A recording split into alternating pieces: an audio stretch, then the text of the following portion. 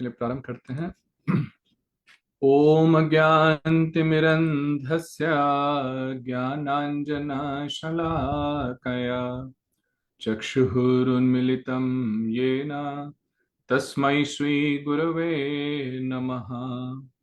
नमो विष्णुपादाय राधिकायै प्रियात्मने श्रीमद्भक्तिवेदान्त नारायण गोस्वामिनिति नामिने। श्री कृष्ण लीला कथने सुदक्षम औदार्य माधुर्य गुणैशयुक्तम वरम वरेण्यम पुरुषम महांतम श्रीनारायणं त्वं शिरसा नमामि। त्रिदण्डिनां भक्तशिरोमणिं च श्रीकृष्णपदाब्जधृतये हृदि चैतन्यलीलामृतसारसारं नारायणं सततं प्रपद्ये। वाञ्छाकल्पतरुभ्यश्च कृपा सिन्धुभ्य एव च पतितानां पावनेभ्यो वैष्णवेभ्यो नमो नमः। नमो महावदन्याय कृष्ण प्रेम प्रदायते कृष्णाय कृष्ण चैतन्याय नामने गौरत्विषे नमः। हे कृष्ण करुणा सिंधु दीनबंधु जगतपते गोपेश गोपिका कांत राधा कांत नमस्तुते। श्याम सुंदर शिखंड शेखर स्मेरहास मुरली मनोहर राधिका रसिक मां कृपा निधे स्वप्रिया चरण किंकरीं कुरु। तप्त कांचन गौरांगी श्री राधे वृंदावनेश्वरी वृषभानुसुते देवी प्रणमामि हरिप्रिये। तवैवास्मि न जीवामि त्वया विना इति विज्ञाय राधे तन्नय माम चरणन्तिके। भक्त्या विहीनापराधलक्षै क्षिप्ताश्च कामादितरङ्गमध्यै कृपामयि त्वं शरणं प्रपन्ना वृंदे नमस्ते चरणारविन्दम्। जय श्री कृष्ण चैतन्य प्रभु नित्यानंद श्री अद्वैत गदाधर श्रीवासादि गौर भक्त वृंद। हरे कृष्णा कृष्ण कृष्णा हरे हरे हरे राम राम राम हरे हरे। मैं सर्वप्रथम अपने गुरुपाद पद्म नित्य लीला प्रविष्ट ओम विष्णुपाद अष्टोत्तरशत श्री श्रीमद् भक्तिवेदांत नारायण गोस्वामी महाराज जी के श्री चरण कमलों में कोटि शत साष्टांग दंडवत प्रणाम ज्ञापन करता हूँ। तत्पश्चात सच्चिदानंद ठाकुर श्री भक्ति विनोद जी के श्री चरणों में कोटि कोटि दंडवत प्रणाम एवं हमारे रूपानुगा गुरु वर्गों के श्री चरणों में कोटि कोटि दंडवत प्रणाम और आप सभी भक्तों को मेरा यथा योग्य प्रणाम। तो श्री गुरु गौरांग की कृपा से, उनकी अहेतु की कृपा से हम लोग जैव धर्म का पाठ कर रहे हैं। आप सबका सहयोग है, इसके लिए बहुत बहुत धन्यवाद।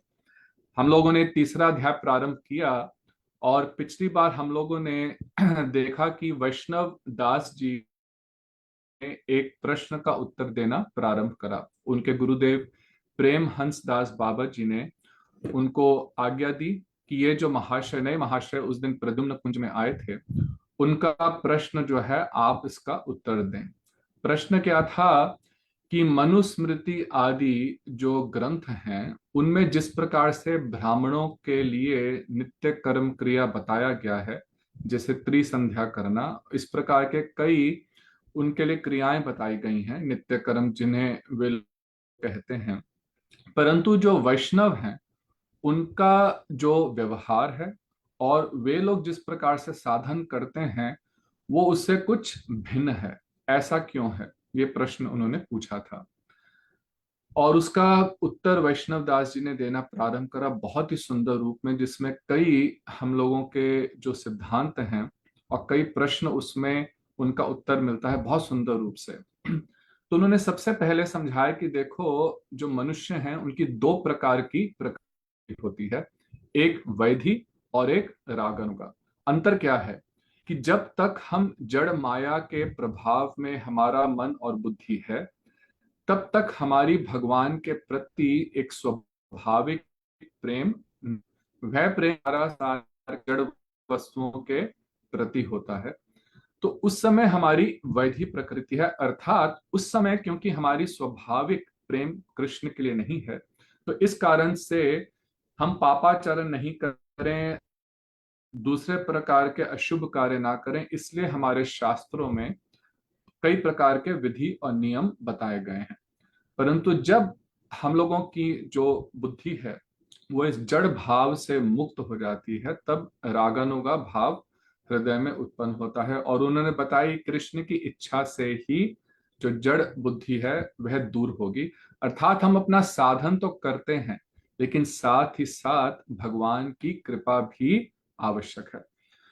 तो ये सब हम लोगों ने, और फिर उन्होंने बताया रागात्मिका प्रकृति, जो भगवान के अपने नित्य परिकर हैं, उनका जिस प्रकार से कृष्ण के प्रति अनुराग है, जिस प्रकार से वे कृष्ण से प्रेम करते हैं, उनकी सेवा करते हैं, तो जब हमारे हृदय में भी वही भाव उत्पन्न हो कि काश, क्या ऐसा संभव है मैं भी इसी प्रकार से ठाकुर जी की, कृष्ण की सेवा करूं, जो अलग अलग रस हैं, जिस जैसा जिस जीव का जिस भगवान से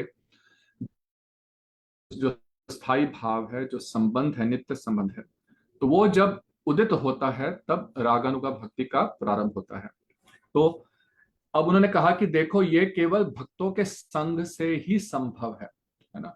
हम लोग अपने जीवन में भी देखें, हम लोगों को इन सब सिद्धांतों का ज्ञान बिल्कुल भी नहीं था। हाँ ठीक है, हम लोग सब भारतीय परिवारों में जन्म लिया, तो कुछ आइडिया था कि धर्म कुछ, कृष्ण कौन है, राम कौन है, लेकिन ये परम भगवान है, ये भगवान से हमारा संबंध है, भगवान का धाम है। इस प्रकार के कितनी जो सिद्धांत आज हम लोग गुरु गौरांग की कृपा से कुछ समझे हैं, हम लोग को तनिक भी इस विषय में ज्ञान नहीं था। तो कह रहे हैं कि इस रागानुगा भजन में प्रवेश करने के लिए शुद्ध भक्तों का जो संग है, ब्रह्मांड भ्रमिते कौन भाग्यवान जीव, गुरु कृष्ण प्रसादे पाए भक्ति लता बीज, वो अति आवश्यक है। लेकिन ऐसा तो हम देखते नहीं कि सर्वत्र शुद्ध भक्त हम लोग के पास है, अवेलेबल है, उनका संग है। तो फिर कैसे किया जाए? तो ये देख करके श्री कृष्ण ने, जो सर्वज्ञ हैं, बहुत कृपामय हैं, उन्होंने ऋषियों के हृदय में यह प्रेरणा संचरित करी कि मनुस्मृति जैसे और बाकी जो वैदिक ग्रंथ हैं वे लिखे जाएं, जिनमें कुछ विधि नियमों का वर्णन हो, तो जो मनुष्य हैं उनके जीवन में कुछ गार्ड रेल्स हों, है ना। यदि हम लोगों के जीवन में कुछ नियम नहीं है, तो जड़ बुद्धि और हमारे जड़ मन की कुछ ऐसी प्रवृत्ति है, ऐसी इंक्लिनेशन है कि हम लोग गलत कार्य ही करेंगे, है ना। इसलिए जब सड़क पे भी जाते हैं, है ना, और यदि हम लोगों को फ्रीडम मिल जाए, तो कोई भी ट्रैफिक के रूल का पालन नहीं करेगा। अब उसमें स्वाभाविक, जो व्यक्ति बहुत रिस्पॉन्सिबल है, वो जो समझता है कि नहीं, हम लोगों को शांति से अपनी गाड़ी चलानी चाहिए, हम लोगों को नियमों का पालन, वो तो बिना नियमों के भी करेगा। परंतु अधिकतर लोग ऐसे नहीं हैं, इसलिए नियमों को बनाना पड़ता है। तो इसलिए भगवान, तो यहाँ पे वो कहते हैं, यहां से हम प्रारंभ करेंगे कि किंतु भगवान सर्वज्ञ और कृपामय है। तो उन्होंने देखा कि जो मायाबद्ध जीव हैं, वे इस चिन्मय प्रवृत्ति से, भगवान के प्रति जो प्रेम है, इससे वे वंचित हैं। अब उनका मंगल कैसा होगा? अब कृष्ण है कि गीता में भगवान कहते हैं कि सब जीवों के प्रति सुहृदम सर्वभूतानाम, सब जीवों के प्रति वे प्रेम रखते हैं, है ना। और वे हर समय यह चिंता कर रहे हैं कि ये जो मुझसे विमुख होकर के जीव इस जगत में भटक रहे हैं, किस प्रकार से उनको मैं पुनः इस जगत, अपने धाम लेकर के आऊं। अब क्योंकि भगवान ने स्वतंत्र इच्छा दी है, ऐसा प्रश्न होता है कि भगवान चाहें तो संसार पूरा खत्म करके सबको अपने धाम ले जाए, नहीं। लेकिन इसको आगे और चर्चा करेंगे। भगवान ने स्वतंत्र इच्छा दी है, भगवान चाहते हैं कि हम अपनी इच्छा से उन उन्मुख हों, तभी वहां पे वास्तव में प्रेम होगा, अन्यथा ये तो किसी को फोर्स कर रहे हैं। तो इसलिए भगवान हर समय यह चिंतन कर रहे हैं कि किस प्रकार से मेरे जो ये अंश हैं, जीव हैं, ये किस प्रकार से वापस आए। तो साधु संग होने से जीव अपने को कृष्णदास समझ सकेगा, लेकिन साधु संग का तो कोई निर्दिष्ट विधि नहीं है। तो इसलिए भगवान ने क्या करा, साधारण लोगों के लिए कोई विधि मार्ग ना होने से उनका कोई कल्याण नहीं होगा। भगवान की ऐसी ही कृपा शास्त्र दृष्टि से उदित हुई। तो ये जो शास्त्र हैं, गीता, भागवत, नाना प्रकार के पुराण, ये सब वास्तव में भगवान की अहेतु की कृपा है कि उन्होंने हमारे को ये सब शास्त्रों के माध्यम से इतना सुंदर ज्ञान, तत्व और प्रेम कैसे भगवान के प्रति पुनः उदित होगा उसकी शिक्षा दी है। तो उन्होंने आर्य हृदय रूपी आकाश में, अर्थात जो ऋषि महर्षि हैं, उनके हृदय में इस भावना को प्रेरित किया, जिस कारण से ये सब वे शास्त्र जो सर्वसाधारण के लिए, जिसमें आज्ञा और विधियां हैं, है ना, कि ये करो, ये मत करो, है ना, ब्रह्म मुहूर्त में उठो, कोई सुबह उठ करके अपना आहनिक करो, इन इन प्रकार के व्रतों का, एकादशी के व्रत का पालन करो, और कोई जो गलत आहार है उसको नहीं करो, मादक वस्तुओं का सेवन नहीं करो। इस प्रकार के कई नियम हमारे शास्त्रों में बताए गए हैं। तो अब आगे वो कहते हैं कि सबसे पहले तो वेद शास्त्र हुए। अब वेद शास्त्रों में यह प्रश्न आता है कि कई प्रकार के मार्गों का वर्णन है ना? तो वो कहते हैं, और यहाँ देखिए बहुत ही सुंदर, अब इस यहाँ पे वे बात को समझाएंगे कि वेद शास्त्र में किसी भाग में तो उन्होंने कर्म का मार्ग बताया, किसी भाग में उन्होंने ज्ञान के विषय में, और किसी भाग में भक्ति, और साथ ही साथ प्रीति के साथ जो भक्ति होती है, प्रीति रूपा भक्ति का उन्होंने उपदेश दिया। अब वो कहते हैं कि जो माया मुग्ध जीव है, संसार में बद्ध जीव है, उसकी अनेक अवस्थाएं हैं। वो कहते हैं कोई व्यक्ति तो बिल्कुल मूर्ख है ना, और कोई व्यक्ति क्या है, उनके अंदर कुछ ज्ञान है, और कुछ व्यक्ति हैं जिनके अंदर बहुत विषयों में ज्ञान है। तो आप देखिए, हम लोग साधारण अपने समाज में भी देखें, एक बच्चे से लेकर के बड़े व्यक्ति तक, हर व्यक्ति का स्वभाव और हर व्यक्ति की क्षमता बुद्धि की अलग अलग है ना। कुछ व्यक्ति तो बिल्कुल आराम पसंद, कुछ नहीं करना, संसार में क्या हो रहा है उनको कोई चिंता नहीं, पढ़ाई करनी, कुछ करना, कुछ नहीं करना, है ना, ऐसे भी लोग हैं। और दूसरी ओर ऐसे हैं जो व्यक्ति बड़े कर्मठ हैं, बहुत काम करते हैं, दिन रात मेहनत करते हैं। कुछ ऐसे व्यक्ति हैं जो कि हर समय साइंस और विज्ञान के विषय में लगे रहते हैं। तो हर व्यक्ति की अलग अलग जो है वह उनकी एक स्थिति है ना, उनके लेवल ऑफ अंडरस्टैंडिंग है। तो भगवान कहते हैं, अब देखो यहां समझने वाली बहुत बहुत सुंदर, उन्होंने बोला कि जीव की जैसी बुद्धि होती है उसी प्रकार से शास्त्रों में उसके लिए आदेश है। तो अब देखो भगवान ने, हम लोग कई बार समझते हैं कि शास्त्रों में इतने अलग अलग साधन, इतने अलग अलग प्रकार की पूजाएं क्यों बताई गई। उसका कारण यह है कि सब के लेवल के अनुसार, सबकी लेवल ऑफ अंडरस्टैंडिंग के अनुसार शास्त्रों में अलग अलग विधान बताए गए। तो जिस प्रकार देखो, यदि बेस्ट स्कूल कैसा होगा, आजकल हम लोग देखते हैं, है ना, हम लोग की जो स्कूलिंग सिस्टम है, एक क्लास में 20-25, हम लोग के समय तो 40-40 बच्चे होते थे। तो 40 बच्चे मान लीजिए एक क्लास के अंदर हैं। अब सब बच्चों का तो एक लेवल अंडरस्टैंडिंग का नहीं है, और लेकिन सबको एक ही प्रकार की टेक्स्ट बुक दी गई है, सबको एक ही चीज पढ़ाई जा रही है। अब मैथ्स पढ़ा रहे हैं, एक बच्चा तो अभी गिनती भी नहीं उसको आती, 1 2 3 4, लेकिन कोई बच्चा है जैसे उसके पेरेंट्स ने या तो उसको घर में सिखाया है, तो उसको ये सब ऑलरेडी आता है, और वो तो अब ऑलरेडी 1+1 2 और उसके बाद की भी अरिथमेटिक, एडिशन, सब्ट्रैक्शन कर रहा है।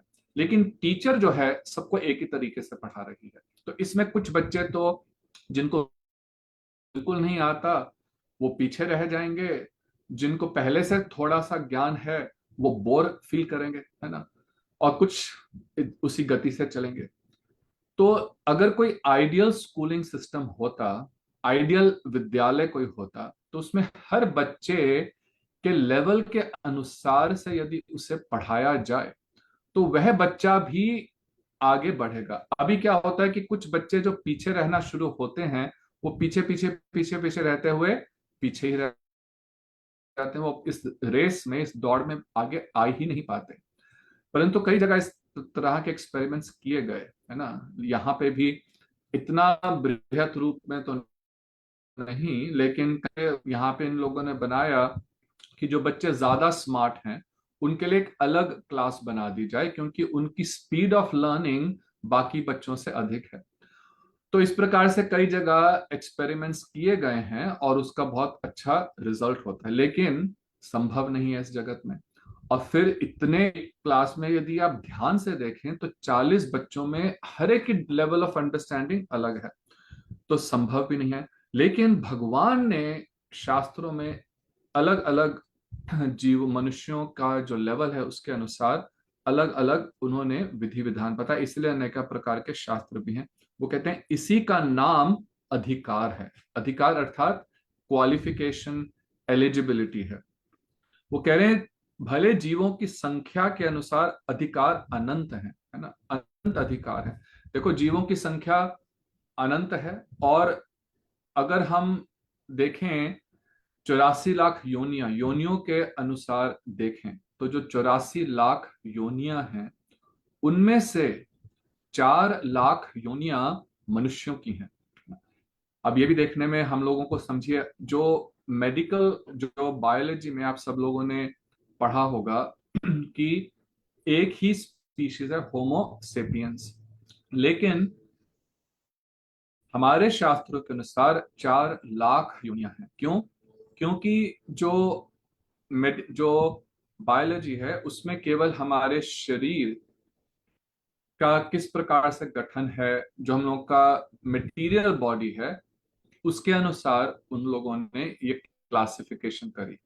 लेकिन जो वैदिक साइंस है उसमें क्लासिफिकेशन किसके अनुसार है? हमारी चेतना कितनी उन्नत है, हमारी कॉन्शियसनेस कितनी डेवलप्ड है, उसके अनुसार वैदिक विज्ञान में यह क्लासिफिकेशन की गई है।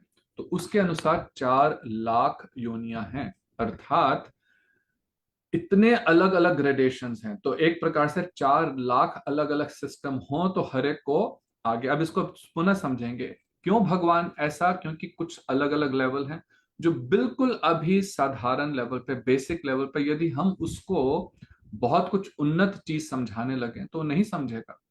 और भले वो उन्नत चीज है लेकिन उसका इंटरेस्ट उसमें खत्म हो जाएगा, है ना। तो यदि कोई, हम लोग पहले पहले कोई भक्त लोग आते हैं, हम लोग भी जैसे आए, हम लोगों ने पहले बिल्कुल सिंपल जो गीता के जो सिद्धांत हैं, गीता में भगवान ने जो समझाया उसको समझा। और धीरे धीरे धीरे धीरे जब वो चीजें समझ आने लगी तो भागवतम में क्या लिखा है, फिर धीरे धीरे गुरुदेव ने, हमारे गुरुजनों ने समझाया कि चैतन्य चरितामृत में वहां क्या लिखा है, और जो उन्नत रस तत्व है ये सब समझाया। और इसी प्रकार से ठाकुर विनोद ने भी ये पूरा जैव धर्म लिखा है। तो इसलिए वे कहते हैं कि अनंत जीव हैं और इस कारण से अलग अलग अधिकार हैं। लेकिन मुख्य लक्षणों के अनुसार वे कहते हैं कि 3 भागों में विभक्त है: कर्म अधिकार, ज्ञान अधिकार और प्रेम अधिकार। वे लोग जो केवल कर्म में ही जिनकी अधिक रुचि रहेगी, है ना। और कुछ लोग हैं जो लोग बहुत ज्ञान के प्रति आकर्षित होते हैं, बुक्स पढ़ना, ग्रंथ पढ़ना, और एक जिनके हृदय वास्तव में प्रीति है कृष्ण के प्रति, और वो उस प्रकार की कथा से, उस प्रकार के साधन से आकर्षित होंगे। तो कह रहे हैं कि वेद शास्त्रों में ऐसे ही 3 प्रकार के अधिकार बताए गए हैं।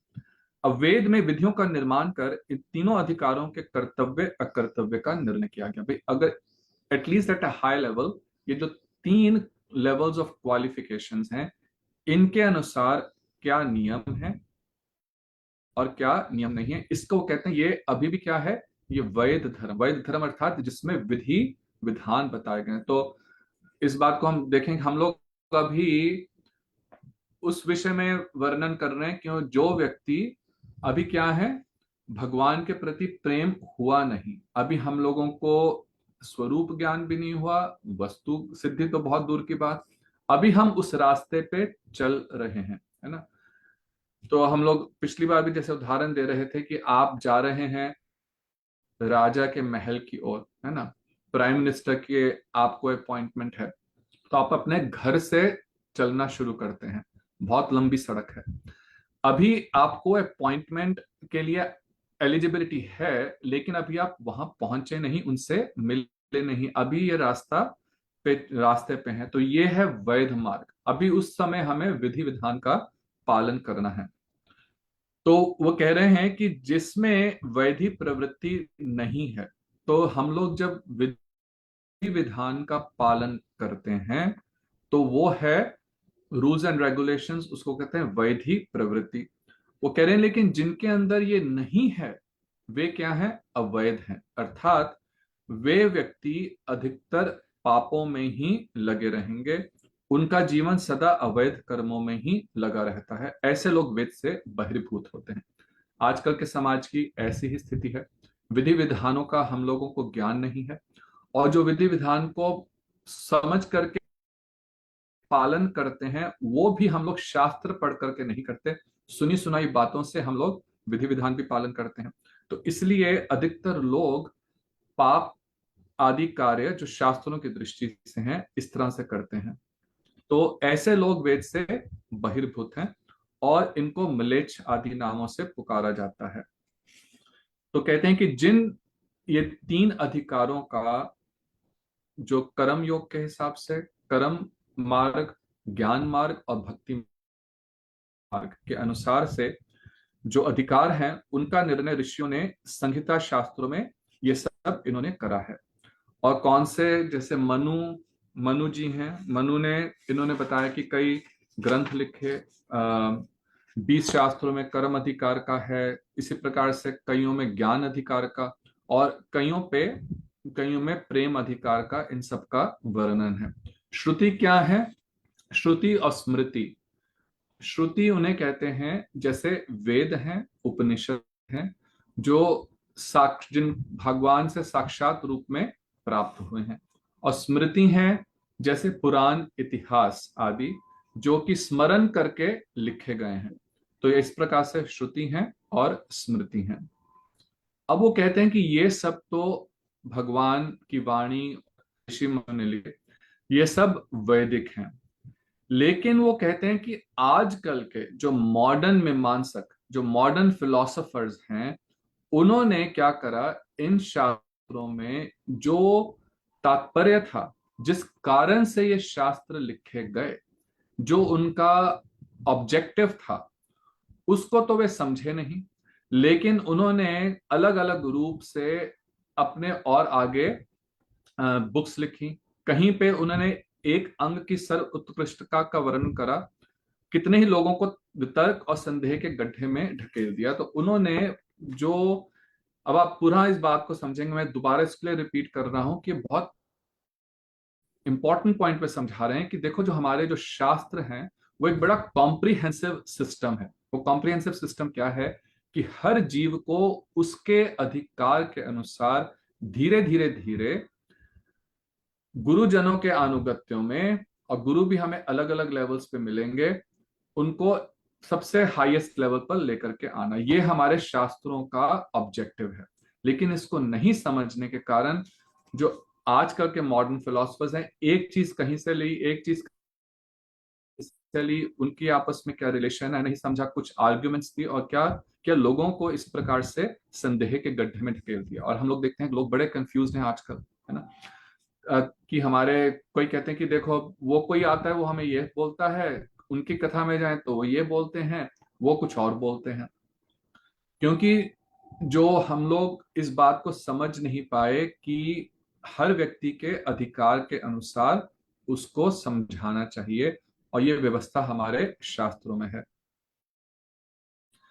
तो कहते हैं कि उन शास्त्रों की अपूर्व मीमांसा रूप गीता शास्त्र को देखने से प्रतीत होता है कि कर्म का उद्देश्य ज्ञान न होने से वैसे कर्म को पाषंड समझकर परित्याग करना ही उचित है।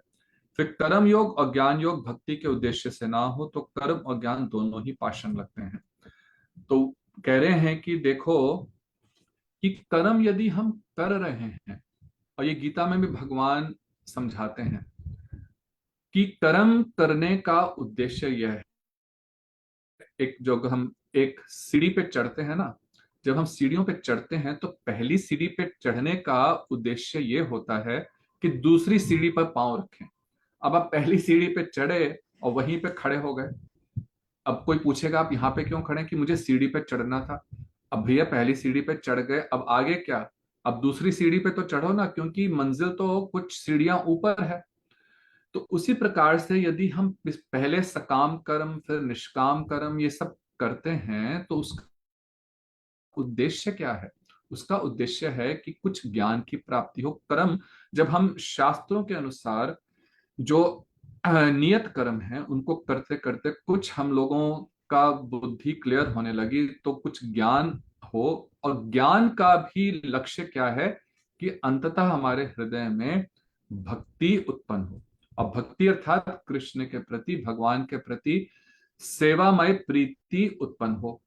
अब कुछ लोग गीता जैसे पढ़ते हैं, अब यहाँ पे देखिए जो वो बता रहे थे, अब ये गीता में भगवान ने बहुत स्पष्ट रूप से इस बात का वर्णन करा है कि भैया अंततः तो भक्ति ही हमारा गोल है।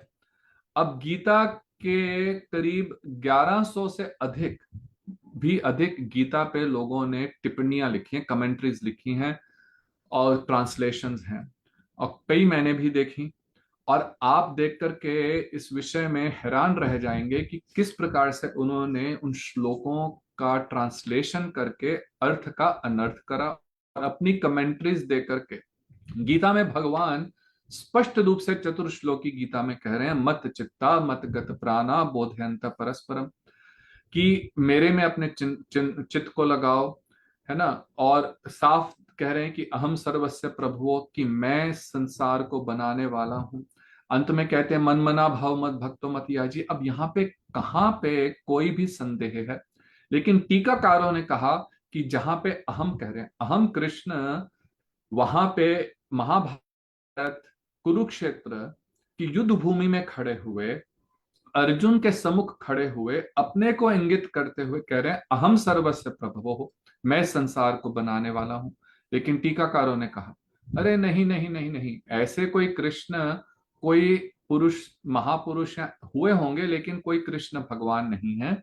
ये तो जो पर ब्रह्म है, जो हमारे ही अंदर स्थित है, क्योंकि हम ही ब्रह्म हैं, तो वही कह रहा है। इस प्रकार का वास्तव में टीकाओं में लिखा हुआ है। ऐसे जो आजकल के मॉडर्न फिलोसोफर्स हैं, और यही लोग जब कथाएं करते हैं तो क्या करते हैं, लोगों को भ्रमित कर देते हैं। गीता में तो स्पष्ट है ना, लेकिन आगे लोगों ने उसको अलग अलग रूप से लोगों के अंदर संदेह डाल दिया। जब महाप्रभु भी राय, जब सार्वभौम भट्टाचार्य से हुई, आप लोग इस कथा को जानते होंगे, जब सार्वभौम भट्टाचार्य ने उनको वेदांत सुनाना प्रारंभ करा तो महाप्रभु चुपचाप सुनते रहे और कुछ नहीं बोले। तो सार्वभौम भट्टाचार्य ने कहा कि मैं आपको इतने दिनों से ये सब सुना रहा हूँ वेद वेदांत, लेकिन आप ना तो हूं करते ना हाँ करते हैं, आपको कुछ समझ भी आ रहा है कि नहीं? तो महाप्रभु बोले देखिए कि जब आप संस्कृत के श्लोक बोलते हैं तो वो तो इस प्रकार है कि जिस प्रकार से आकाश में बहुत ही सुंदर सूर्य उदित हुआ है, स्पष्ट है ना, सूर्य उदित हुआ है, आपको नजर आ रहा है। लेकिन जब आप उस पे कमेंट्री देते हैं, जब आप उसकी व्याख्या करते हैं, तो ऐसा प्रतीत होता है कि उस सूरज, वह जो सूरज है वह काले बादलों से ढक गया। अर्थात श्लोक का अर्थ तो बहुत क्लियर है, लेकिन आप उस श्लोक के अर्थ को पूरा तोड़ मरोड़ के गड़बड़ कर रहे हैं। अब ये सुनकर के जो थे सार्वभौम भट्टाचार्य बहुत ही हैरान हुए। फिर महाप्रभु ने, मैं उस कथा में नहीं जाऊंगा, आत्मा रामश्च मुनिः निर्ग्रंथापि उरुक्रमे, इस श्लोक का जब आत्माराम वर्ष का कितने सुंदर रूप से जब उन्होंने बताया, तब सार्वभौम भट्टाचार्य समझे कि अरे वास्तव इन श्लोकों का यह अर्थ है। तो यही बात वो यहाँ पे समझा रहे हैं कि जो ये इस प्रकार से जो कर्म योग, ज्ञान योग और भक्ति योग वास्तव में एक ही योग है, क्योंकि इनका गोल क्या है, अलग अलग नहीं है। सब लोग देखो, हमारे जो कई भाई बहन हमारे भारत में लोग कहते हैं कि देखो भगवान के पास जाने के कई रास्ते हैं, किसी भी रास्ते से चले जाओ। नहीं, ये सीढ़ियां हैं, ये अलग अलग रास्ते नहीं हैं। ये एक ही सीढ़ी है वहां जाने के लिए, पर उस सीढ़ी के अलग अलग स्टेप्स हैं। पहला स्टेप जैसे कर्म योग में भी अलग अलग लेवल्स हैं, फिर उसके बाद ज्ञान योग, फिर भक्ति योग, भक्ति में भी आगे बड़े लेवल से, अंत में जब पूर्ण रूप से रागनों का भजन। ये अलग अलग स्टेप्स हैं, अलग अलग मार्ग नहीं है। इस बात को क्लियरली समझें। तो कह रहे हैं जो माया मुग्ध जीव है वो पहले कर्म का आश्रय ग्रहण करता है, क्योंकि वो हमारे लिए करना सबसे सरल है ना। हम लोग को कर्म करने की आदत है, हम लोग अपने कर्म का फल चाहते हैं। तो भगवान ने कहा ठीक है कर्म करो, लेकिन उसका कुछ फल अर्पित कर दो। तो पहले कर्म के प्रति ही हमारी रुचि होती है, इसके बाद कर्म योग। कर्म और कर्म योग में अंतर है। कर्म हम केवल अपना कार्य कर रहे हैं, अभी उससे भगवान से योग नहीं हुआ। लेकिन जब वह कर्म हम कुछ इस भाव से करते हैं कि इसका फल मैं भगवान को अर्पित करूंगा, है ना, कुछ फल दूंगा, तो वह फिर धीरे धीरे कर्म योग होता है। वह कर्म जो भगवान से हमारा संबंध धीरे धीरे स्थापित करता है। इसलिए कर्म और कर्म योग में अंतर है। अधिकतर लोग जब गीता का एक जगह मैं कथा कर रहा था, उसके बाद कोई व्यक्ति आए, कहते हैं प्रभु जी जो आप सबने कहा ठीक तो है, लेकिन गीता में तो भगवान ने केवल इतना ही बोला कि कर्म करते चलो। तो मैंने कहा कहाँ कहाँ, कहाँ पे लिखा उन्होंने ऐसा? तो श्लोक तो वो नहीं, लेकिन अधिकतर लोग बोलते हैं कर्मणि एव अधिकारस्ते, है ना, बस यहां तक बता दिया, कर्मणि एव अधिकारस्ते, कर्म करने में तुम्हारा अधिकार है। तो भैया इस श्लोक के आगे भी चरण है, कर्मणि एव अधिकारस्ते माँ फलेषु कदाचन, फल की इच्छा मत करो, माँ कर्म फल हेतु भू माँ ते संगस्त्व कर्मणि। कर्म के फल की इच्छा मत करो, और कर्म का फल नहीं चाहिए, इसलिए ऐसा भी मत करो कि कर्म ही करना छोड़ दो। और इसके बाद गीता भगवान ने कितना और बोला कि यत करोति यत अश्नासी यत जुहोषि ददासी यत यत तपस्यसि तत् कुरुष्व कौन्तेय मत अर्पणम, कि मुझे अर्पित करते हुए करो। तो भगवान तो सीधा बहुत स्पष्ट रूप से कह रहे हैं। तो कर्म और कर्म योग, इन दोनों में अंतर है। वो कहते हैं लेकिन प्रारंभ हम कर्म से करते हैं, लेकिन वह कर्म भी शास्त्रों के अनुसार यदि हम करें, है ना। और इस प्रकार से माया मोहित जीवों को जब तक कोई एक सोपान नहीं दिखाई जाए, सोपान अर्थात एक सीढ़ी नहीं दिखाई जाए, तब तक वे किसी प्रकार भी ऊंचे भक्ति मंदिर तक उठ नहीं सकते। तो वही कहा ना, एक सीढ़ी है उस वैकुंठ भगवान के गोलोक धाम जाने के लिए, और वो सीढ़ी शुरू यहां से होती है, लेकिन अंत में वो भक्ति पर ही पहुंचती है। तो ये इंडिपेंडेंट नहीं है। गीता में भगवान स्पष्ट कहते हैं कि कर्म और ज्ञान जो है वो भक्ति पर ही आधारित है। भक्ति के बल से ही ये भी कुछ अपना फल दे सकते हैं। अब वो बताते हैं कि कर्म का आश्रय करना किसे कहते हैं। बीच बीच में यदि आपका कोई प्रश्न है, आप लोग अनम्यूट करके पूछ सकते हैं, और आप चैट में भी लिख दीजिए, हम लोग बीच बीच में भी प्रश्नोत्तर कर सकते हैं। तो कहते हैं कि देखो कर्म का आश्रय करना किसे कहते हैं। जीवन धारण पूर्वक शरीर और मन से जो कुछ किया जाए उसे कर्म कहते हैं। तो कहते हैं जो भी क्रिया भले हम अपने शरीर से कर रहे हैं, और यहाँ पे उन्होंने बोला मन से भी, तो मन से भी जो हम करते हैं वो पहले युगों में उसको भी कर्म माना जाता था, उसका भी पाप और पुण्य का फल मिलता था। कलयुग में छूट है, क्योंकि मन में नाना प्रकार के हम लोगों के गलत विचार आते हैं, है ना। एक साइंस के अनुसार, साइकोलॉजी के अनुसार 80% जो हमारे मन में बातें आती हैं वो नॉर्मली नेगेटिव ही होती हैं। तो क्योंकि इस प्रकार की कलयुग का प्रभाव है, तो कह रहे हैं तो कलयुग में कुछ मन से किए हुए कर्मों का हमें फल नहीं होता, लेकिन शरीर से जो करेंगे, मन में कोई विचार आया, गलत विचार आया, बस उसका ध्यान रखें कि वो संकल्प ना बन जाए, और वो संकल्प बन करके हम उसको क्रिया में ना बदल दें, है ना। तो वो कह रहे हैं कि कर्म अब दो प्रकार के हैं। अब यहाँ पे समझेंगे तो शरीर से जो हम कर्म करते हैं वो दो प्रकार के हैं, शुभ और दूसरा अशुभ।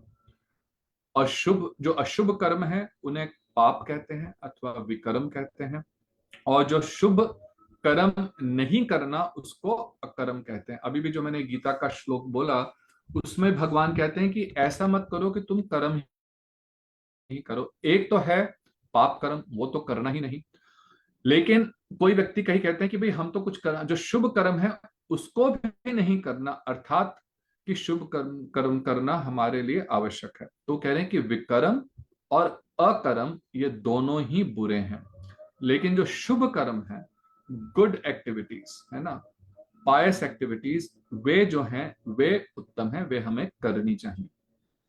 तो अब ये जो शुभ कर्म है ये भी तीन प्रकार के हैं, नित्य, नैमित्तिक और काम्य। तो बता रहे हैं कि काम्य कर्म जो है वे जो हम अपनी कामनाओं की पूर्ति के लिए करते हैं वे काम्य कर्म है, शुभ है, हम कोई गलत कुछ नहीं कर रहे, लेकिन वो जो कर्म कर रहे हैं वो केवल अपनी कामना की इच्छा से कर रहे हैं। वो कहते हैं क्योंकि इसमें स्वार्थ भरा हुआ है, तो इसलिए आध्यात्मिक दृष्टि से ये बहुत श्रेय नहीं है। तो इसलिए कह रहे हैं काम्य कर्मों को करने के लिए शास्त्रों में नहीं बताया। सर्वत्र ही जब हम देखो, इसलिए शास्त्रों में सब जगह बोला कि अपनी कामना का त्याग करो, है ना। जो अपने शरीर के लिए चाहिए उसको करो, शास्त्रों के अनुसार करो, लेकिन काम्य कर्म को शास्त्रों में नहीं बताया गया। तो जिनको बताया गया वे कौन से, नित्य कर्म और नैमित्तिक कर्म। भले इन तीनों को ही कर्म कहते हैं, लेकिन शास्त्रों में नित्य और नैमित्तिक कर्म की शिक्षा दी गई है। तो इसलिए हमें इन्हीं को वास्तव में कर्म समझना चाहिए। वो कह रहे हैं कि शरीर मन, अब नित्य कर्म क्या है वो अब बताते हैं।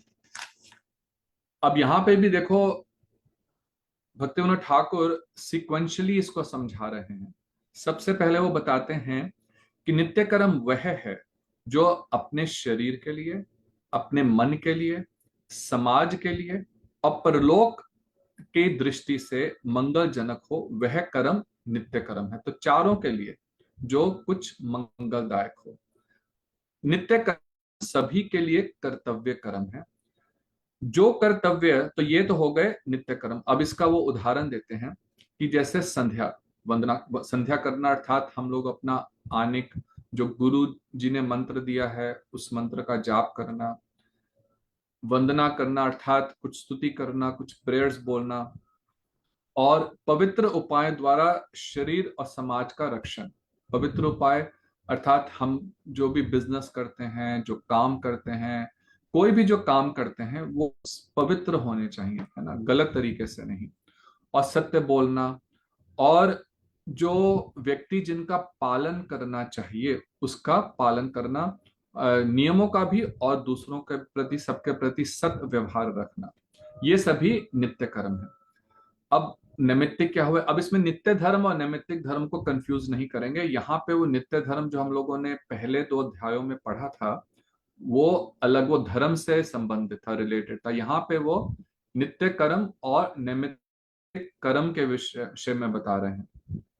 अब नैमित्तिक, जैसे हम लोगों ने पहले भी समझा था, नैमित्तिक का अर्थ होता है जो किसी निमित्त से, अर्थात किसी पर्पस से, किसी स्पेशल सिचुएशन के कारण किया जाए। वो नॉर्मली रेगुलरली हम नहीं करेंगे, है ना, लेकिन किसी कारण से किसी स्पेशल सिचुएशन में किया जाए, वह बन गया निमित्तिक।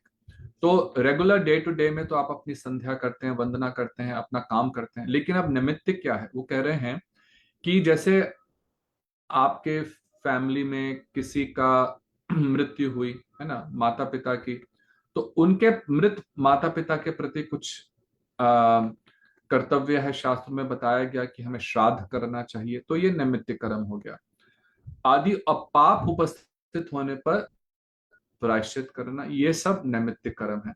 जब तक आपने कोई पाप किया ही नहीं तो प्रायश्चित करना, तो ये सब हमारे शास्त्रों में विधान है। गरुड़ पुराण उठा के देखें, बहुत इस तरह के नियमों का वहां पे वर्णन किया गया है। अभी वो ये सब आगे बताते हैं कि ये नित्य और नैमित्तिक कर्म सुचारू रूप से जगत में अनुष्ठित हो सके, ऐसा विधान करने के अभिप्राय से शास्त्रों कारों ने क्या करा कि अब इसके लिए एक सिस्टम बनाया जाए, है ना, कि जो नित्य कर्म है और जो नैमित्तिक कर्म है, इसके लिए किस प्रकार से हम इसको सोसाइटी में क्रियान्वित करें, कैसे इनको हम इम्प्लीमेंट करें। तो उसके लिए उन्होंने एक धर्म की स्थापना करी जिसका नाम है वर्णाश्रम धर्म। ये आप लोग सभी सुने हैं। अब आपको इसका बैकग्राउंड समझ आए कि वर्णाश्रम धर्म बनाया क्यों गया। तो वर्णाश्रम धर्म ये बिल्कुल पहली सीढ़ी है। ये जो अभी हम ये जो मंजिल भगवान तक पहुंचती है उसकी पहली सीढ़ी पे है। तो पहली सीढ़ी पर वर्णाश्रम धर्म है। अभी आप लोग जो लोग राय रामानंद संवाद सुने हैं, और अभी हम लोग की परिक्रमा में भी इस विषय पे बहुत सुंदर रूप से अलग अलग सन्यासीगण बोल रहे थे, भक्त लोग बोल रहे थे। तो वहां पे बाद में इस बात को समझेंगे कि भक्ति की दृष्टि से वर्णाश्रम धर्म भी जो परम हम लोगों का गोल है, महाप्रभु ने कहा एहो बाहे, ये भी बाहे है, लेकिन प्रारंभिक स्टेज में ये आवश्यक है। इसलिए हमारे जो आचार्य हैं, भक्ति विनोद ठाकुर, भक्ति सिद्धांत सरस्वती ठाकुर, प्रभुपाद, इन लोगों ने दैवी वर्णाश्रम, उसको आगे चल करके थोड़ा सा और समझेंगे, उसको एस्टैब्लिश करने के लिए प्रयत्न करा। श्री भक्तिवेदांत स्वामी महाराज जी ने भी इस पर बहुत जोर दिया। तो वर्णाश्रम धर्म आप सब जानते हैं, 4 प्रकार के वर्ण हैं, ब्राह्मण, क्षत्रिय, वैश्य और शूद्र।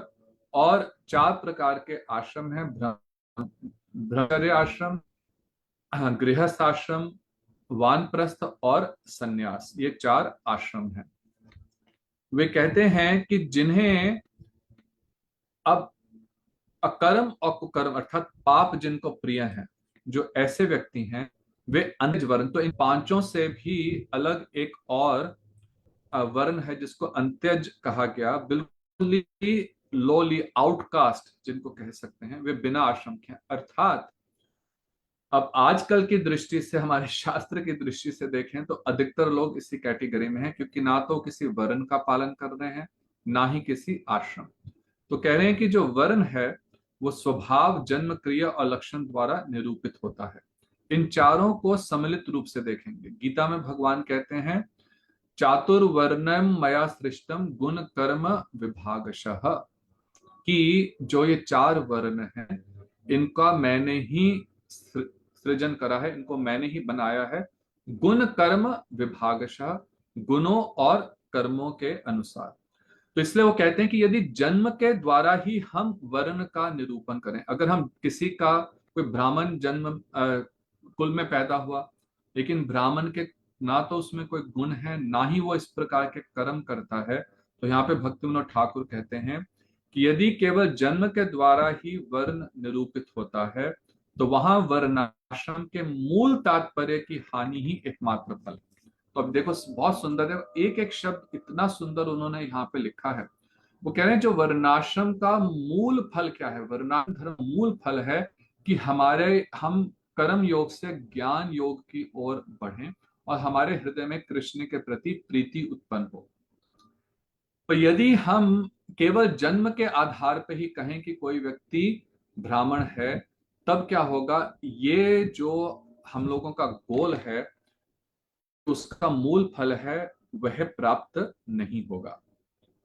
तो फिर वो बताते हैं कि जो आश्रम है उनका, तो ये तो वर्ण का निर्धारण हो गया कि वर्ण किस प्रकार से हम लोग डिटर्मिन करते हैं। डिटर्मिनेशन ऑफ जो वर्ण है वो स्वभाव से, गुण से, कर्मों से और जन्म से। अब आश्रमों का किस प्रकार से क्लासिफिकेशन या डिटर्मिनेशन होता है, वो है कि व्यक्ति विवाहित है अथवा नहीं।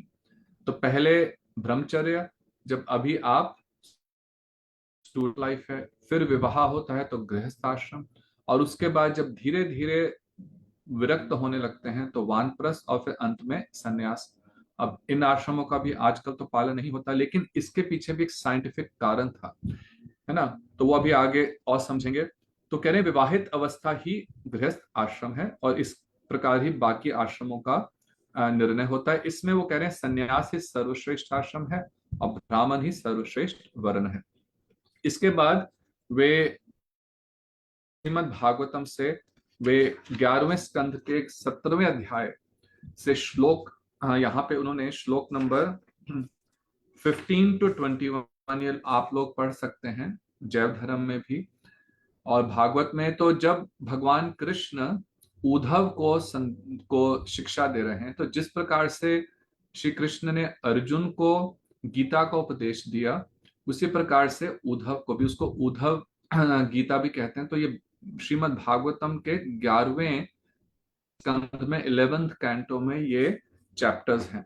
तो इसमें से केवल 2 श्लोकों को मैं यहाँ पे जो इम्पोर्टेंट हैं, इन सब में एक एक श्लोक में उन्होंने हर जो वर्ण और आश्रम के क्या नियम हैं उनको भगवान ने बहुत सुंदर रूप से समझाया। वो कहते हैं कि तो सबसे पहले वो कहते हैं कि जिस देश में वर्णाश्रम व्यवस्था का जितना ही अभाव है, उस देश में अधार्मिकता का उतना ही प्राबल्य है। तो सबसे पहले उन्होंने बोला कि देखो, ये वैष्णोदास जी कहते हैं कि वर्ण तथा आश्रम की व्यवस्था ही वैध जीवन की मूल भित्ति है। भित्ति कहते हैं फाउंडेशन को। वो कह रहे हैं कि यदि हम लोगों को अपना जीवन जो है वो पवित्रता से जीना है, और जिस कारण से हमें मनुष्य जीवन मिला है उसको प्राप्त करना है, तो कह रहे हैं कि ये जो वर्णाश्रम धर्म है ना, समाज में इसका ये फाउंडेशन होनी चाहिए, वो ये बहुत इंपॉर्टेंट है। और फिर वो कहते हैं कि जिस देश में इस वर्णाश्रम अवस्था का जितना ही अभाव है, उस देश में उतना ही अधार्मिकता होगी, उतना ही अधिक लोग जो हैं वो सिंफुल एक्टिविटीज करेंगे, उतना ही उसका प्राबल्य होगा। तो आप देखिए, अब ये सब जगह ही, सर्वत्र ही, चाहे अमेरिका हो चाहे इंडिया हो, सब जगह ही हम देखते हैं कि हमारा जो वर्णाश्रम धर्म है वो लुप्त ही हो गया, कहीं पे नहीं देखा जाता है ना।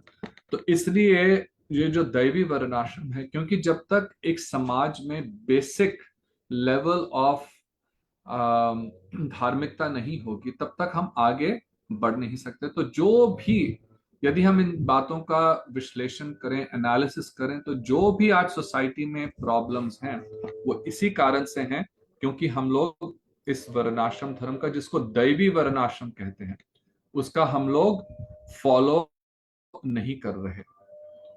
अब वो कहते हैं कि अब विचारणीय यह है कि कर्म के संबंध में, हाँ इससे पहले एक और श्लोक है, वहां पे वो बहुत सुंदर रूप से कह रहे हैं कि देखो, सब अलग अलग जितने भी वर्ण और आश्रम हैं, उन सब के भगवान ने यहाँ पे नियम बताए, लेकिन अंत में भगवान ने कहा अहिंसा, सत्यम, अस्तेयम, अस्तेयम, काम, अकाम, क्रोध, लोभतः, भूत प्रिय, हित, तेहा च धर्म अयम सार्ववर्णिक। कि कुछ जो नियम हैं, कुछ इंपॉर्टेंट थिंग्स हैं जो सब सब वर्णों को पालन करनी है, भले तुम ब्राह्मण हो, क्षत्रिय हो, वैश्य हो, शूद्र हो। तो वो कह रहे हैं अहिंसा सबसे पहले, उसमें भगवान ने बोला अहिंसा, इसलिए कई बार कहा जाता है अहिंसा परो धर्म। अहिंसा को क्यों परम धर्म कहा गया? क्योंकि यहाँ पे भगवान कह रहे हैं कि किसी भी तुम वर्ण के हो, ये नहीं कि क्षत्रिय को छूट है कि मैं मांस खा सकता हूं, नहीं, उसको भी छूट नहीं है। शूद्र जाति में जो है उनको भी छूट नहीं है, अर्थात जो इसका पालन नहीं करते वो ना तो किसी वर्ण में आते हैं, ना ही किसी आश्रम में। तो कह रहे हैं अहिंसा, सत्य, अचौर्य, अचौर्य का अर्थ होता है ईमानदारी, ऑनेस्टी, काम, क्रोध, लोभ से शून्यता, सभी जीवों का प्रिय तथा हित चेष्टा, सभी जीवों के हित के लिए काम करना, ये सभी वर्णों का धर्म है। अर्थात जो ब्राह्मण है वो ऐसा कुछ नहीं करे जिससे कि दूसरे किसी वर्ण के व्यक्ति को कष्ट हो, क्षत्रिय भी ऐसा ना करे, ना ही बिजनेसमैन करे, अपने मुनाफे के लिए, अपने लाभ के लिए प्राइसेस को बढ़ा देना। तो देखो, ये सब कुछ ही आजकल संसार में हो रहा है। पर यदि हम वर्णाश्रम धर्म का पालन यदि किसी समाज में संभव हो, तो वहां पे सुख और शांति होगी। तो ये कह करके अब वो कह रहे हैं, हम 5 मिनट और करके फिर आप में से कुछ के प्रश्न हैं, उन प्रश्नों को लेंगे। तो कहते हैं कि अब विचारणीय यह है कि कर्म के संबंध में जिन नित्य और नैमित्तिक 2 शब्दों का व्यवहार होता है वह किस प्रकार होता है। अब वो आ रहे हैं कि भाई आप समझे कि जो नित्य कर्म है, इसका मतलब ये तो इटर्नल कर्म हो गया। अब हमने नित्य धर्म के विषय में भी पढ़ा था, तो अब ये तो कंफ्यूजन हो गई। अब वो कह रहे हैं कि देखो, जो इन वर्ड्स को हमने यहाँ पे यूज करा, नित्य कर्म और नैमित्तिक, ये किस कारण से इनको यूज किया गया है, अब वो इस बात को समझा रहे हैं। तो इसको समझिए। कहते हैं, शास्त्रों के गूढ़ अति गूढ़ तात्पर्य पर विचार पूर्वक देखने से कर्म के संबंध में दोनों शब्द पारमार्थिक भाव से व्यवहित नहीं होते हैं। तो बहुत उन्होंने इंपॉर्टेंट बोला कि यदि, अब शास्त्रों का गूढ़ तात्पर्य क्या है कि अंत में हमारे हृदय में हम जड़ मुक्त होकर के भगवान के प्रति हमारे हृदय में विमल प्रीति उत्पन्न हो, उनके प्रति राग उत्पन्न हो, ये गूढ़ तात्पर्य है। वो कह रहे हैं यदि हम इस गूढ़ तात्पर्य को सामने रखें, तभी हमारे गुरुदेव कहते थे कि हमें अपना गोल जो है वो समझ आना चाहिए, उसके विषय में हमें क्लियर होना चाहिए। तभी जो प्रोसेस है, जो साधन है, वो उसका निर्धारण होगा। तो कह रहे हैं कि कर्म के संबंध में नित्य और ये जो नैमित्तिक कर्म है, ये जो दो शब्दों का प्रयोग किया गया, कर्म के संबंध में दोनों शब्द ही पारमार्थिक भाव से, मतलब कि जो हम लोग का अल्टीमेट गोल है उसके कनेक्शन में ये यूज नहीं हुए हैं। केवल व्यवहारिक अथवा औपचारिक, केवल एक जो हम लोगों का अभी संसारिक जीवन है, एक औपचारिक या व्यवहारिक, केवल इन दोनों रूप से ही इनको यूज किया गया है। तो कह रहे हैं कि नित्य धर्म, नित्य कर्म, नित्य तत्व, ये जो शब्द हैं, ये सब केवल जीव के विशुद्ध चिन्मय अवस्था के अतिरिक्त और किसी हालत में यूज नहीं हो सकते। तो जब हम नित्य शब्द को यूज करते हैं, वो तभी है जब जीव जो है अपनी विशुद्ध चिन्मय अवस्था, अर्थात he is completely liberated, completely free from all the mundane thing, इन सब चीजों से जब मुक्त हो गया है, तभी इन शब्दों का वास्तव में प्रयोग होता है। परंतु कर्म को लक्ष्य करके नित्य शब्द का जो प्रयोग किया जाता है, वह इस संसार में नित्य तत्व को दूर से लक्ष्य करने के लिए केवल औपचारिक भाव से कर्म को नित्य कहा जाता है। कि ये जो मैं नित्य कर्म कर रहा हूं, जो मैं संध्या वंदना कर रहा हूं, इसका डिस्टेंस में, तो ये पहली सीढ़ी है ना, इस सीढ़ी पे चढ़ गया तो मुझे दूसरी सीढ़ी चढ़ते चढ़ते मैं अपनी मंजिल पर पहुंचूंगा। तो क्योंकि दूर से उसका कुछ कनेक्शन है, उसको लक्ष्य, लक्ष्य मतलब कि उसको गोल को, उस अपने फाइनल गोल पोस्ट को रख करके अपने माइंड में हम ये सब कर रहे हैं, इसलिए उस कारण से इनको नित्य कर्म कह दिया गया। पर वास्तव में ये नित्य कर्म नहीं है, क्योंकि जब ये शरीर नहीं रहेगा, जब भगवत धाम जाएंगे, तो वहां पे ये सब हम नहीं करेंगे। भगवान के धाम में जाकर के हम संध्या नहीं करेंगे, वहां पे जाकर के आपको गायत्री मंत्र जाप नहीं करने, वहां पे तो केवल कृष्ण नाम ही है। तो इसलिए नित्य कर्म है ही नहीं, क्योंकि नित्य तो वह है जो नित्य कहना चाहिए। तो अब देखो, जो क्वेश्चन उन्होंने पूछा था कि जो नित्य कर्म साधारण लोग समझते हैं, लेकिन जो वैष्णव हैं उनके और इसमें थोड़ा सा डिफरेंस लगता है, तो अब उसका वो यहाँ पे आंसर दे रहे हैं। क्योंकि जो नित्य कर्म लोग समझते हैं या शास्त्रों में कह दिया गया, वो वास्तव में अंततः नित्य कर्म नहीं है। कर्म कभी नित्य नहीं होता। देखो कितनी नित्य कर्म हम कह रहे हैं, लेकिन नित्य तो एक एडजेक्टिव है, विशेषण है, कि कर्म को क्वालिफाई कर रहा है। कर्म जो एक्टिविटी है उसका एडजेक्टिव या विशेषण है नित्य कर्म। करें, कर्म ही नित्य नहीं होता, क्योंकि कर्म तो उस शरीर या मन से किया जाता। पहले ही उन्होंने बताया कि कर्म, आत्मा कर्म नहीं करती, आत्मा कर्म नहीं करती, ये शरीर और मन से जो किया जाता है क्रिया, वो कर्म है। तो कर्म तो नित्य है ही नहीं, क्योंकि उसका हमें अच्छा फल, बुरा फल मिलता है। कर्म जब कर्म योग के द्वारा ज्ञान को लक्ष्य करता है, एवं ज्ञान जब भक्ति को लक्ष्य करता है, तभी कर्म और ज्ञान औपचारिक भाव से नित्य कहे जाते हैं। अभी भी औपचारिक भाव से, केवल समझाने के लिए उनको नित्य किया गया, कहा गया। ब्राह्मणों की संध्या वंदना को नित्य कर्म कहने से केवल यही समझा जाता है कि शारीरिक भौतिक क्रियाओं के माध्यम से भक्ति को जो दूर से उद्देश्य करने वाला मार्ग है, वह नित्य धर्म को लक्ष्य करने के कारण नित्य है। तो वही वो बात समझा रहे हैं, क्योंकि गोल हमारा भक्ति है, प्रेमा भक्ति है, लेकिन दूर से अभी हम उसको लक्ष्य कर रहे हैं। उस भाव को प्राप्त करने के लिए हम लोग हम लोगों को भी गायत्री मंत्र दिया जाता है, हम लोग गायत्री मंत्र कर रहे हैं।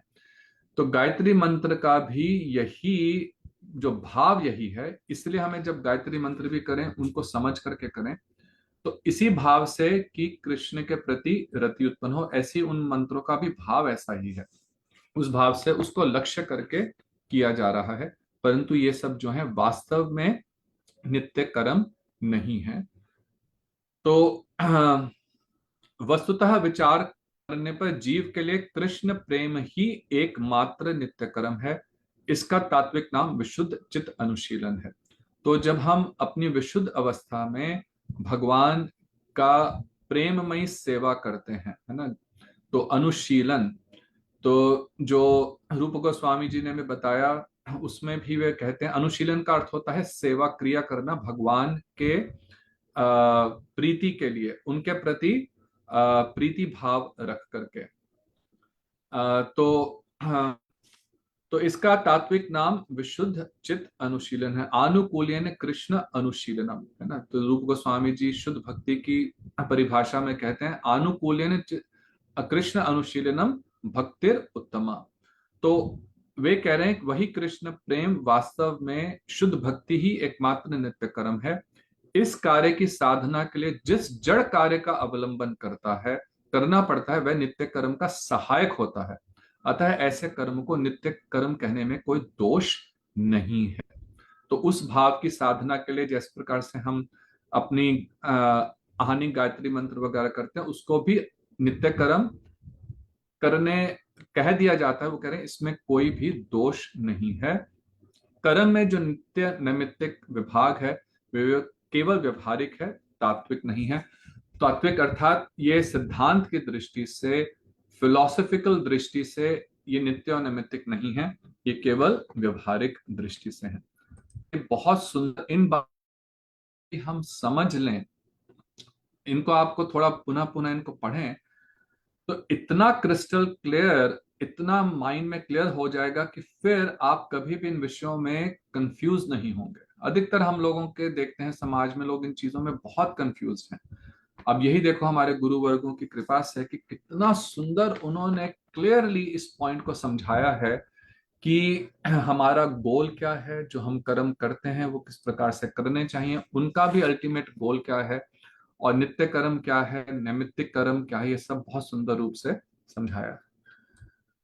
तो अब आप लोगों के कुछ प्रश्न हैं, तो प्रश्न लेते हैं, और किसी का भी यदि कोई प्रश्न हो तो आप अनम्यूट करके भी पूछ सकते हैं या इसमें चैट में डालिए। तो एक प्रश्न है तपन प्रभु का कि भाव का विद रिस्पेक्ट ऑफ वैदिक भक्ति टू नित्य धर्म, तो रिलेशन ऑफ भाव विद रिस्पेक्ट टू वैदिक भक्ति। तो वैदिक भक्ति करते करते हम लोगों के हृदय में वैदिक भक्ति क्या करती है, वो केवल एक विधि विधान से हमारे जीवन को नियमित करती है वैदिक भक्ति। परंतु केवल वैदिक भक्ति करते करते हमारे हृदय में भाव उत्पन्न नहीं होगा। पिछली बार भी मैं ये श्लोक बताया भक्ति रसामृत सिंधु से, जहां पे तो साधन भक्ति सबसे पहले उन्होंने बताया कृति साध्या भवेत साध्या सा साधन अभिधा नित्य सिद्धस्य भावस्य प्राकट वृद्धि साध्यता। तो रूप गोस्वामी साधन भक्ति के विषय में बता रहे हैं कि कृति साध्या भवेत साध्या, जो हम अपने शरीर से क्रियाएं करते हैं भक्ति संबंधित, वो साधन भक्ति है। लेकिन उन्होंने बताया नित्य सिद्धस्य भावस्य प्राकट्यम, लेकिन ये जो सिद्ध भाव है ये बहुत डिटेल टॉपिक में बहुत अभी संक्षेप में बताऊंगा। तो लेकिन वो भाव उत्पन्न कैसे होगा, केवल विधि विधान करने से भाव उत्पन्न नहीं होगा, उससे तो धीरे धीरे जो हृदय है शुष्क हो जाता है। और ये देखो, ये अगर हम सीरियसली भक्ति करना चाहते हो ना, तो इस बात को हमेशा ध्यान रखना, यदि केवल आप नियमों का पालन कर रहे हो, केवल कि जो 4 नियम है इनको पालन करना, सुबह उठ करके मंगल आरती करना, ये करना है वो करना है, सब कर रहे हो, नियमों का पालन कर रहे हो, हरि नाम करना है, 16 माला करनी है, लेकिन भक्तों का संग नहीं कर रहे, और वो भी कैसे भक्त, जो रसिक वैष्णव हैं, उनका संग नहीं कर रहे, तो धीरे धीरे धीरे धीरे क्या होगा, मन शुष्क होने लगेगा। और ऐसा बहुत देखा जाता है, क्योंकि अब ये नियम क्या बनते हैं, नियम आग्रह बन गए केवल नियमों का पालन करने के लिए हम नियम कर रहे हैं, लेकिन कोई हृदय में, कई लोग आकर के कहते हैं कि प्रभु जी इतने सालों से कर रहे हैं लेकिन मन में आनंद की अनुभूति नहीं होती। क्यों नहीं होती? क्योंकि रसिक भक्तों का संग नहीं है। वैदिक भक्ति जो है वो हमारे चित्त को कुछ क्लीन करती है, कुछ शुद्ध करती है, कुछ हमारे अनर्थों को धीरे धीरे दूर करना शुरू करती है, जिससे हम लोग फिर इन रस तत्वों को समझ सकें। तो रूप गोस्वामी ही भक्ति रसामृत सिंधु में कहते हैं कि देखो, शुद्ध सत्व विशेष आत्मा, ये हमने पिछली बार भी श्लोक करा था, वहां पे वो कहते हैं प्रेम सूर्यांशु साम्य भाग। तो वहां उन्होंने स्पष्ट क्लियरली बोला कि जो भगवान के रागात्मिका भक्त हैं, जो प्रेम रूपी सूर्य जो उनके हृदय में है, उसका जब एक अंश हमारे हृदय में आता है, कब आएगा? जब हम वैदिक भक्ति करते हुए कुछ हम लोग अब कुछ हमारा हृदय जो है, जो हमारा हृदय है उसके लिए एलिजिबल हो गया है। जिस प्रकार से आपने जब खेत में बीज बोना हो, जो खेत है वो इतना सख्त है, तो पहले तो जाकर के उस पर क्या करता है किसान? पहले हल चलाता है। हल चलाए बिना उसमें बीज बो देंगे तो एक भी बीज जो है अंकुरित नहीं होगा। तो पहले हल चला करके उस भूमि को उपजाऊ बनाना पड़ता है, फिर बीज बो, है ना। तो उसी प्रकार से वैदिक भक्ति हमारे को कुछ पहले क्लींस करती है। अगर वैदिक भक्ति के बिना हम अनर्थग्रस्त अवस्था में हम लोग भाव भक्ति की ओर जाएंगे, तब क्या होगा? सहजिया बन जाएंगे। इसलिए वैदिक भक्ति की भी बहुत इंपॉर्टेंस है। और जब हम भाव भक्ति भी कर रहे हैं, तब भी वैदिक भक्ति का नियमों का पालन करते रहते हैं। एक वो बहुत ही ऊंची अवस्था है जहां पे ये सब की कोई इंपॉर्टेंस नहीं रहती। तो आपका जो प्रश्न है कि भाव जो है वैदिक भक्ति से क्या संबंध है, वैदिक भक्ति करते हुए लेकिन साथ में भक्तों का संग हो तो भाव उत्पन्न होगा। और नवदा भक्ति टू वैदिक भक्ति, ये तो नवभक्ति जो है वो इसी के अंग हैं। तभी जो वैदिक भक्ति जब हम कर रहे हैं तो नवदा भक्ति का पालन करें, श्रवणम कीर्तनम विष्णु स्मरण। तभी मैंने कहा ना, आप वैदिक भक्ति तो कर रहे हैं, अर्थात वैदिक भक्ति केवल विधि विधान का पालन कर रहे हैं, लेकिन श्रवण नहीं कर रहे, है ना, कीर्तन नहीं करते, श्रवणम कीर्तनम विष्णु स्मरण ये सब यदि नहीं कर रहे तो धीरे धीरे भाव उत्पन्न नहीं होगा, है ना। तो इस प्रकार से जो नवदा भक्ति के में अंग बताया गया अर्चन, उसको आप वैदिक भक्ति में भी अर्चन है, लेकिन अब अर्चन यदि हम बिना भाव के कर रहे हैं, ठाकुर जी की आरती कर रहे हैं, पुजारी हैं, कई बार ऐसा देखा जाता है कि पुजारी लोग आरती करते करते अब उनका एक नियम बन गया, लेकिन अब उसमें वो कुछ भाव से नहीं कर रहे। हमारे गुरुदेव ने बहुत सुंदर रूप से समझाया कि जब हम ठाकुर जी की आरती करते हैं तो अगरबत्ती जला करके उसका क्या पर्पस है, जब दिया देते हैं वो किस भाव से देना चाहिए, फिर उनको शंख से जल उन पे दिया, फिर उनको वस्त्र अर्पित करा, पुष्प अर्पित, इन सबके पीछे पीछे बहुत सुंदर भाव है।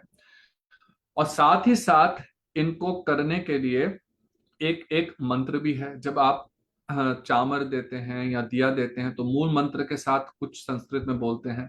तो जो लोग अर्चन दीपिका पढ़े उसमें सब ये वर्णन है, लेकिन वो आप श्लोक तो वो आप मंत्र तो बोल रहे हैं लेकिन मन में भाव नहीं है। तो वो जो इस प्रकार की वैदिक भक्ति से अंततः कृष्ण प्रेम उत्पन्न नहीं होगा। ठीक है प्रभु जी। तो दूसरा प्रश्न स्थव प्रभु आपका है कि व्यास देव जी ने dominance of the worship of material demigods to instead of stressing. हाँ, तो यही कारण था। ये प्रश्न सुंदर है कि व्यास देव जी ने ही अलग अलग देवी देवताओं की पूजा के विषय में भी हमारे शास्त्रों में वर्णित है। वो इसीलिए कि सबसे पहले जो हम लोगों का, यहाँ पे भक्तिविनोद ठाकुर ने कहा ना कि सबसे पहले जो हम लोगों का इंटरेस्ट होता है, आकर्षण होता है, वो कर्म करने में, कि मैं कर्म करूं और उसका कुछ मुझे फल मिले, है ना। अब एक तो आप कर्म करो बिना किसी भगवान को माने हुए और वो पूरी तरह से पापाचरण में बदल जाएगा। लेकिन यदि आप एटलीस्ट एक्सेप्ट करते हो हाँ कि कोई है, किसी देवता की पूजा करके उनको करके आप अपने किसी फल की इच्छा करते हो, तो आपने एटलीस्ट इतना तो करा कि अपने से ऊपर किसी को माना। और ये जो देवी देवता है ये भी एक तरह से भगवान की ही शक्ति है ना। गीता में भगवान कहते हैं कि उन्हीं के माध्यम से मैं ही सब कुछ फल देता हूं। तो देवी देवताओं की पूजा भी भगवान भगवान को ना मानने से तो बेटर है ना, आप पहली सीढ़ी के पास तक तो पहुंचे, भी पहली सीढ़ी पे चढ़े नहीं लेकिन सीढ़ी के पास तक तो पहुंच गए, उसको आपको कुछ रास्ता तो नजर आने लगा। तो इसीलिए व्यास देव जी ने अलग अलग देवी देवताओं की पूजा का विधान शास्त्रों में बताया। लेकिन वही पूजा करना और उसी में लोगों को लगा देना, ये व्यास देव जी का अथवा शास्त्रों का गोल नहीं है। तभी अंत में जब नारद जी आए, व्यासदेव जी ने अपने व्यथा सुनाई, तो उन्होंने उनको भागवतम लिखने के लिए बोला। तो कारण एग्जैक्टली यही है जो हम लोग अभी पढ़ रहे थे कि 4 लाख योनियां हैं मनुष्यों की। अब उन सब योनियों में व्यक्तियों को अभी तो अधिकतर बिल्कुल लो लेवल पे हैं, तो किसी प्रकार से देवी देवताओं की पूजा में उनको लगा करके, भले आप किसी कामना से ही कर रहे हो लेकिन कुछ तो कर रहे हो ना। इसलिए गीता में भगवान स्पष्ट रूप से कहते हैं कि उन लोगों की श्रद्धा को भी डिस्टर्ब मत करो, है ना। तो इसलिए हम लोग जब प्रचार भी करते हैं, कभी ऐसा मत करो कि जो कोई देवी देवता की पूजा कर रहा है उसको जाकर के बहुत मतलब कि डेरोगेटरी तरीके से कि आप तो बहुत गलत करते हो, ये सब, ये इस तरह से नहीं करना चाहिए। उनको प्रेम से धीरे धीरे समझाओ। मैंने शायद आप लोगों को एक बार बताया था कैसे गुरुदेव ने, मेरे पिताजी दुर्गा देवी की पूजा करते थे। गुरुदेव जब हमारे घर में सबसे पहले आए, उन्होंने दुर्गा की फोटो देखी, उन्होंने पिताजी को बिल्कुल किसी भी रूप से हतोत्साहित नहीं करा, डिस्करेज नहीं करा, बस इतना कहा कि बेटा ये समझो कि ये जो देवी हैं ये भी राधा कृष्ण की सेविका हैं, तभी इनका नाम वैष्णवी है। तो पहले दिया तुम राधा कृष्ण को दो, फिर इनको गुरु रूप में मानो। उन्होंने ये कहा कि इनको गुरु रूप में मानो। अब और तो उन्होंने, तो इससे पिताजी ना तो इस कारण से डिस्करेज्ड हुए, और उनको एक और समझने का हृदय में इच्छा उत्पन्न हुई। और जैसे गुरुदेव से श्रवण करते करते करते धीरे धीरे अपने आप ही हुए, उन्होंने क्या करा, पहले दुर्गा जी की फोटो को साइड पे रखा। पहले मंदिर के बीच में होती थी हमारे घर में राधा कृष्ण की फोटो साइड पे, तो राधा कृष्ण को बीच में रख दिया, देवी जी को साइड पे रख दिया। और जैसे जैसे वे और समझते गए, और फिर जब पूर्ण रूप से गुरुदेव के प्रति समर्पण का भाव आ गया, तब उन्होंने स्वयं ही, उनके हृदय में आया कि जब अब मेरे को समझ आ गई है, जब एकांतिक भक्ति करनी है तो मैं क्यों दुर्गा जी को भी यहाँ रखूं, उनके प्रति गुरुवत का भाव रखूं। तो उन्होंने स्वयं ही उठा करके उनको जाकर के जमुना जी में बहा दिया फोटो को। तो ये देखो, ये हम लोग को इसलिए जो देवी देवताओं की पूजा करने से कई लोग भक्ति में जुड़ते हैं, कई लोग भक्ति में जुड़ते हैं यदि बिना किसी अपराध के, लेकिन साथ साथ यदि भक्तों का संग हो जाए, उनको डिस्करेज मत करो, उनकी श्रद्धा को किसी भी प्रकार से ठेस मत पहुंचाओ, लेकिन उनको धीरे धीरे हरि कथा सुनाते हुए ठाकुर जी का प्रसाद देकर के वो अवश्य ही धीरे धीरे कृष्ण भक्ति के प्रति आकर्षित होंगे। ठीक है, हाँ। तो ये आपके प्रश्न का उत्तर था। और किसी का प्रश्न है?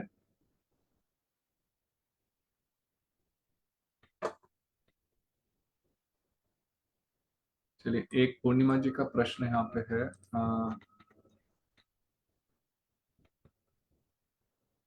ठीक है, आप मुझे व्हाट्सएप से आप मैसेज भेज दीजिएगा, तो हम लोग अलग से आपके जो प्रश्न है उनके विषय में बात कर सकते हैं। ठीक है, थैंक यू। हाँ, ओके। हरे कृष्णा। हरे कृष्णा सब। और किसी का भी यदि कोई प्रश्न हो तो आप लोग व्हाट्सएप से भी भेज सकते हैं, कुछ भक्त लोग भेजते रहते हैं, तो हम लोग अलग से भी प्रश्नों का डिस्कशन कर सकते हैं। तो आप सबका बहुत बहुत पुण्य धन्यवाद। गौर प्रेमानंदे, हरि हरि हरी बोल। हरी जय जय बोल। श्री राधे, जय और जय जय श्री हरी जय बोल। राधे, श्री जय जय राधे, श्री राधे। हरि बोल। प्रभु जी धन्यवाद।